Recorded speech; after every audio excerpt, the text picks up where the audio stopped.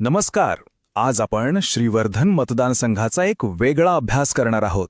फक्त राजकीय आकडे नाही, तर तिथली अर्थव्यवस्था, तिथलं समाजकारण यांच्या अगदी मुळाशी जाऊया.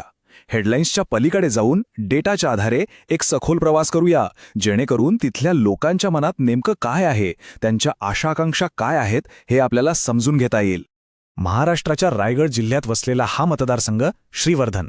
इथे ना समुद्र आणि माती यांचा एक अतूट असा संबंध आहे. आणि खरं सांगायचं तर इथलं राजकारण जर समजून घ्यायचं असेल तर सगळ्यात आधी इथली जमीन आणि इथल्या लोकांचं समुद्राशी असलेलं नातं समजून घेणं खूप खूप महत्वाचं आहे.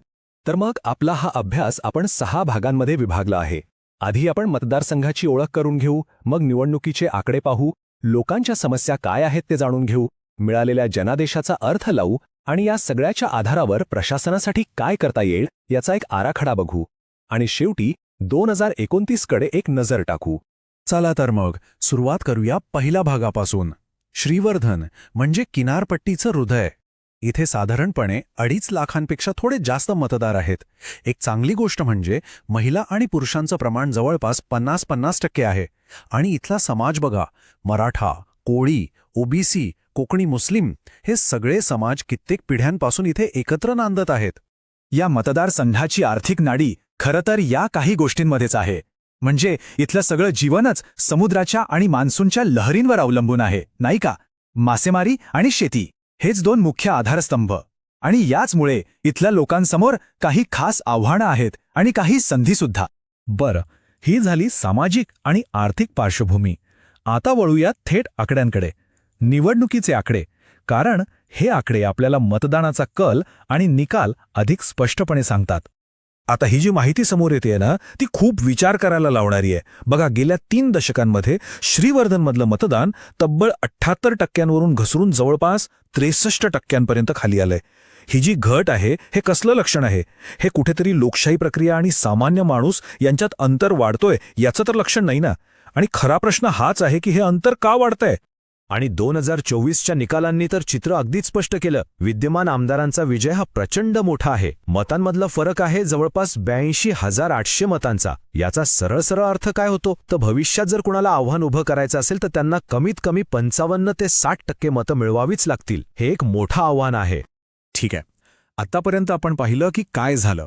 पण आता आपण या विश्लेषणाच्या सगळ्यात महत्त्वाच्या भागाकडे वळतोय. हे का झालं? म्हणजे निवडणुकीचे आकडे आणि मतदारांचे प्रत्यक्ष अनुभव, त्यांच्या चिंता यांचा एकमेकांशी काय संबंध आहे हे आता आपण तपासणार आहोत. तर मग श्रीवर्धनची जनता नक्की काय म्हणते? त्यांच्या मनात नेमकं काय चाललंय? चला, पुढचा डेटा आपल्याला हेच सांगेल. ही जी स्लाइड आहे ना, ही म्हणजे मतदारसंघाचा जणू एक्स-रे आहे. लोकांच्या मुख्य समस्या इथे अगदी स्पष्ट दिसतायत. सगळ्यात मोठा आणि गंभीर मुद्दा आहे मच्छीमारांच्या उपजीविकेचा. त्या खालोखाल येतो शेती आणि पाण्याचा प्रश्न. मग तरुणांमधली बेरोजगारी आणि गावागावातले खराब रस्ते. हे फक्त मुद्दे नाहीत, हे लोकांचं रोजचं जगणं आहे, त्यांचं वास्तव आहे. आणि याच वास्तवावर राजकीय मतं तयार होत असतात. फक्त हा एक आकडा बघा, उणे 80%. म्हणजे लॉकडाऊननंतर मच्छीमार समाजाच्या उत्पन्नात तब्बल 80% घट झालीय. विचार करा, ही फक्त एक आर्थिक जखम नाहीये, हा एका मोठ्या समाजाच्या अस्तित्वाचा प्रश्न बनला आहे.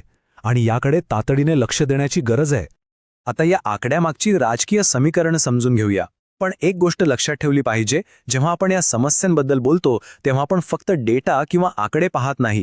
आपण प्रत्येक माणसाच्या सन्मानाचा विचार करतो, जे आपल्या संविधानाचे एक मूलभूत मूल्य आहे. आणि याच मुद्द्यांवर जबाबदारीने बोलणं आणि त्यावर उपाय शोधणं हेच एका सुदृढ लोकशाहीचं लक्षण आहे. ही टाईमलाईन आपल्याला एक महत्त्वाची गोष्ट सांगते. श्रीवर्धनची राजकीय निष्ठा कधीच कायमस्वरूपी राहिलेली नाही. गेल्या 20 वर्षात इथे खूप मोठे बदल झाले आहेत. म्हणजे बघा, एक काळ होता जेव्हा हा शिवसेनेचा बालेकिल्ला मानला जायचा आणि आज तो राष्ट्रवादी काँग्रेसचा एक मजबूत गड बनलाय.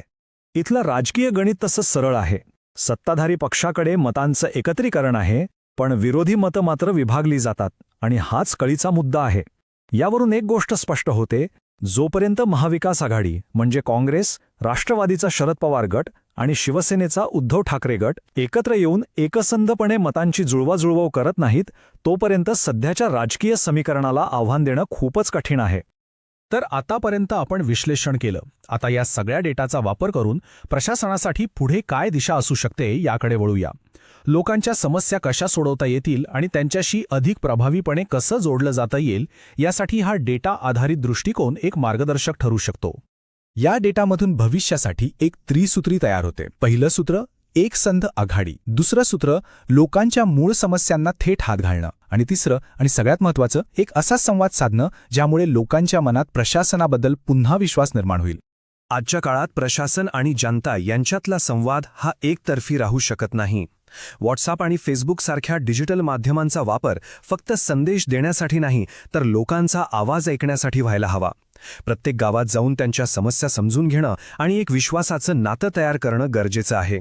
म्हणजे जमिनीवरच्या कामाला जर आधुनिक तंत्रज्ञानाची जोड दिली तर प्रशासन अधिक प्रभावीपणे काम करू शकतं. आणि खरं तर या सगळ्या विश्लेषणाचा गाभा हाच आहे की ही निवडणूक श्रीवर्धनच्या मातीतच लढली गेली पाहिजे. कोणताही मोठा बदल हा राष्ट्रीय मुद्द्यांवर नाही तर स्थानिक समस्यांवर किती प्रामाणिकपणे काम होते यावरच अवलंबून असतो. आता आपण 2029च्या वाटचालीबद्दल बोलतोय आणि जसजसा हा संवाद डिजिटल माध्यमांवर अधिक अवलंबून राहील तसतसं लोकांच्या माहितीची गोपनीयता आणि त्यांची संमती या गोष्टी खूप महत्त्वाच्या ठरतील. भारताचा डेटा संरक्षण कायदा आपल्याला हीच चौकट देतो, कारण विश्वास तेव्हाच निर्माण होतो जेव्हा लोकांच्या खासगी आयुष्याचा आणि त्यांच्या माहितीचा सन्मान केला जातो. मतदानाची जी घटती टक्केवारी आहे ना, तिच्याकडे आपण एक समस्या म्हणून पाहू शकतो, पण ती एक संधीसुद्धा आहे. ही एक संधी आहे एका नव्या राजकीय दृष्टिकोनासाठी जो लोकांना पुन्हा एकदा प्रेरित करू शकेल, त्यांना ह्या लोकशाही प्रक्रियेत सक्रियपणे सहभागी होण्यासाठी प्रोत्साहन देऊ शकेल. तर मग शेवटचा प्रश्न हाच आहे, डेटा, सन्मान आणि कामावर आधारित राजकीय संस्कृती आकड्यांच्या या गणितावर मात करून लोकांचा विश्वास पुन्हा जिंकू शकेल का? जर तुम्हाला लोककेंद्रित नेता बनून आपल्या मतदारसंघाचा विकास करायचा असेल तर blueprintstrategies.ai शी mgr@blueprintstrategies.ai वर संपर्क साधा किंवा 08042041602 या क्रमांकावर कॉल करा. राजकारणापलीकडचा उद्देश.